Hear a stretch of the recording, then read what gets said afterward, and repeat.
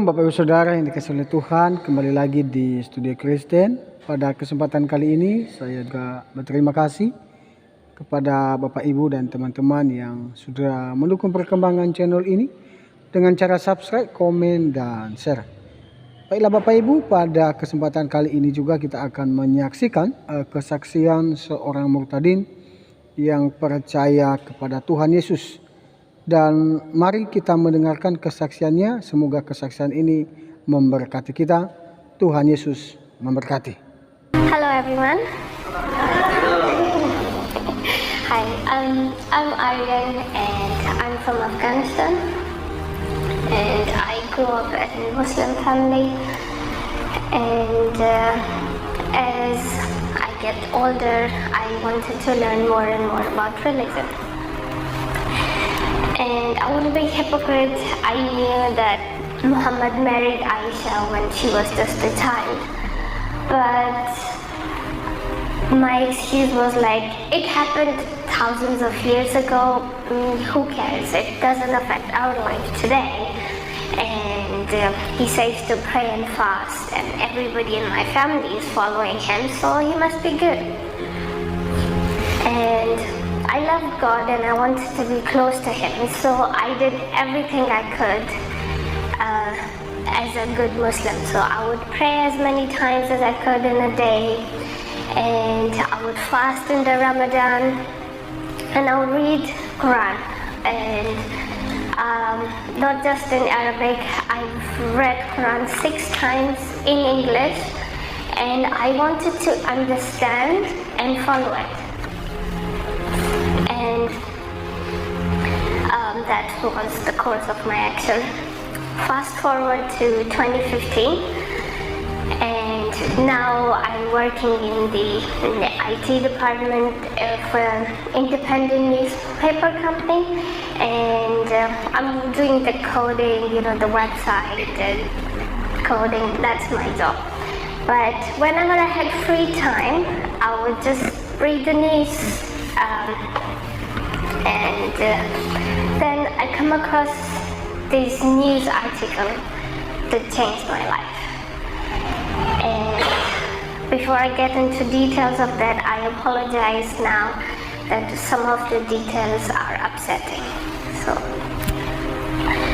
the news was that this Turkish child bride and this man marries off his 9-year-old daughter to his friend who's 40-something. There is nikah, which is like Islamic marriage contract.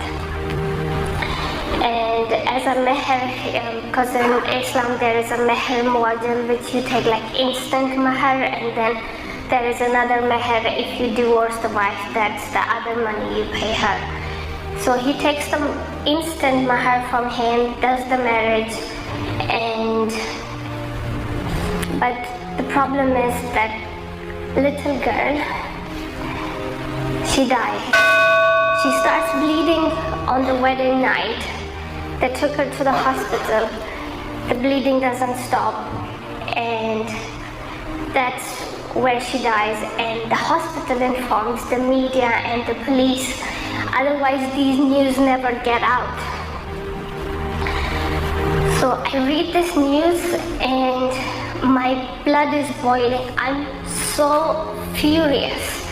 I'm like, how dare this man put the life of that child in danger? And I'm thinking, but when I just don't like pointing fingers at other people, I also like to reflect on myself. How did he do it? What's the difference between me and this guy? According to the post-mortem report, they found a lot of stress hormone in that child. First, separation from the parents, and then being with this monster. She was crying and screaming, but he didn't stop. And I'm thinking, how did he do it? What's the difference between me and this guy? And turns out to be there is not much difference between me and the father of this girl. He follows Muhammad and he married a child. I follow the same Muhammad. And I could see the blood of that innocent child in my hand. And I didn't want no part of it. I'm like, how many innocent lives have to be lost before we realize how wrong this is? That was the day I stopped. I stopped praying, I stopped fasting. I believed in God. But for me, Islam is the man and the book, so the man was down. But I still read Quran because as a Muslim you believe Quran is a book of God and God is the author of the Quran, and I used to read it a lot when I'm in trouble, when I'm sad. It was a source for me, so I was like, what shall I do about this? But then I prayed to God that I would be looking for another religion. And the day the new religion or the new relationship, that the way, the true God, when you will give me a reason to doubt Quran, that will be a sign from you that that's the true religion, and I'll follow that religion. So I started this quest of finding the religion, and my first stop was Judaism. I downloaded the Old Testament copy online and I started reading. It took me like a year and a half to finish it cover to cover. Very good religion. I found some differences, but I was still looking for the sign. Then I looked briefly into Buddhism, Hinduism, even Zoroastrianism. And fast forward to 2023, between that life happened, children and moving and all that. And with 2023, I was like, I need to continue with my quest of finding Lord. So I was like, let's look into Christianity. I've not looked into Christianity because as a Muslim, you think we believe in Jesus and he's a prophet, and you think you know everything about Christianity. But this time I was like, I will look into Christianity according to the Christian sources. And I've seen the cross and I've heard the Trinity, so I wanted to know what is Trinity. And for me, I didn't have to go dig deeper into this religion. Just by looking into Trinity, which is God the Father, the Son, and the Holy Spirit. Holy Spirit was a brand new information for me. For me, I was like, wow, Holy Spirit. And you believe in God and they believe in one God? And because in Islam, it's like God the Father, the Son, and the Mother. Because God said, why, Jesus, did you tell people to believe you and your mother? And Jesus would say, I didn't. So that was the first time it hit me that Quran got Christianity completely wrong. And there is error in it. And that was just the tip of the iceberg. Because when you turn, you can start seeing a lot of stuff. There is a lot of other errors in Quran, but one other thing which struck me the most was that Quran confused mother of Jesus, Mary, because in Arabic we don't have Mary, it's Miriam. So when you read Surah Maryam, it says, hey Mary, sister of Aaron, your family is so pious, then why did you do such an act to be pregnant before marriage? But Jesus' mother never had a brother Aaron. The Maryam who had brother Aaron also had a brother Moses, and she lived thousands of years before this marriage. This is like a big historical mistake which God, all-knowing, almighty, cannot make. So that was evident to me that Quran is not from God. And I had the proof about the true religion. So I'm seriously now considering to become Christian. So I turned it to this religious freak because I was like, when I'm becoming Christian, I have to answer to all my friends and family, why did I choose this religion and all that. So I'm watching videos. I've got the Bible, I'm reading Bible, I'm also seeing like testimonies of Muslims and the Christians, the discussion between Tawheed and Trinity, and I'm also listening to David Wood, AP, Christian Prince, and all these Islamic critics, and each of them are bringing questions. And then I landed on this hadith, which was a turning point for me. I'll send the details of it. It is Sahih Bukhari Hadith 6805. The story is 3 men travel to meet Muhammad and they get sick. And Muhammad sends him to, they say like, go to this man, you will drink the camel's milk and you will feel better. So they did that. But after they felt better, they killed the man and they took his camel, and as they wanted to flee, Muhammad men arrest them and they bring him to Muhammad for judgment. Now I'm reading this and thinking like, what is he gonna do to them? Like, they killed, so is he gonna, but they're 3 and they killed 1 person, so is he gonna put them in prison and preach them and then they will become great? Or he's gonna beat them? What is he gonna do? And what I read, he says, cut their 1 leg and 1 feet from opposite side. Put hot iron in their eyes, leave them in a hot spot until they die. I read this and I stood up from my chair. I couldn't sit anymore. I'm walking around saying, oh my God, oh my God, oh my God, oh my God.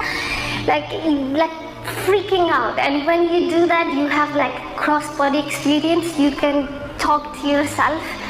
And my other self is telling me, calm down, drama queen. I mean, people have done worse things than this. It's okay. And I'm like, but not prophet. I grew up reading prophet stories. Adam, Moses, Noah. Prophets don't torture people. This is wrong. And I'm thinking, I've been a Muslim for so long and I didn't know about this hadith. And I mean, they've done horrible stuff in Battle of Khaybar, but this one was new to me. So I'm like, what if Jesus prosecuted someone? Then I'm not going to become a Christian, if that's the case. So I quickly Googled, did Jesus persecute anyone?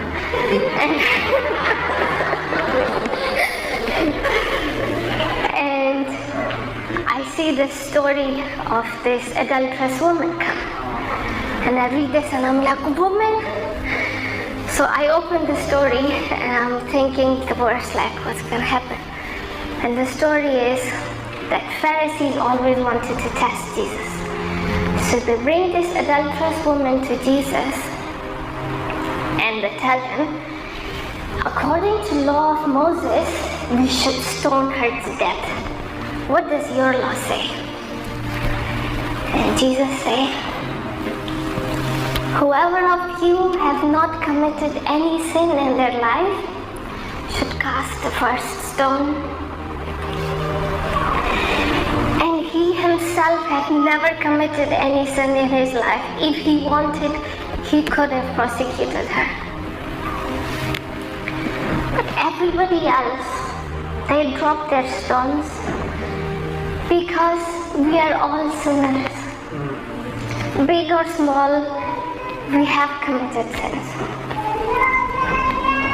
So we believe, and Jesus saved her life. And then he said to her, go and sin no more. After reading that, I was on my knees, I'm crying, and I said, I will follow this man. I will follow everything he says. And I commit my heart and soul because he's good. And then I sent emails to all the churches being baptized. And my friend Robert told me about this church, and I sent email, and then Caroline replied to my email. I came here, and I've been coming ever since. And today. Ya, baik Bapak Ibu Saudara, kita sudah menyaksikan kesaksian seorang murtadin yang berasal dari Afganistan. Tapi menarik dari kesaksiannya ini bahwa dia berjumpa dengan Tuhan Yesus dengan cara yang unik, ya, di mana dia sendiri percaya kepada Yesus karena dia membandingkan, ya, dari kepercayaan yang dulu dan yang sekarang. Ya, sekarang kan dia sudah percaya kepada Yesus, dan di situ dia mengalami muzijat Tuhan yang sangat luar biasa, dan itulah yang membuat dia heran dan penasaran terhadap Tuhan Yesus, sehingga dia membandingkan kepercayaannya yang dulu, dan hal ini yang membuatnya tetap teguh, ya, di dalam Tuhan Yesus. Ya, kita nggak tahu, kita juga mengerti bahwa suku Afganistan memang suku yang sangat fanatik, ya, terhadap orang Kristen, ya, dan itulah memang yang terjadi. Tapi harapan kita semua, kita terus berdoa untuk saudara-saudara kita Kristen di sana, ya, supaya mereka juga tetap dikuatkan oleh Tuhan, dijamah oleh Tuhan, bahkan biarlah juga mereka menjadi saksi untuk banyak orang. Ya, sekian saja dari tanggapan saya. Sesekali lagi, semoga video ini memberkati kita. Dan jangan lupa subscribe, komen, dan share video ini. Tuhan Yesus memberkati.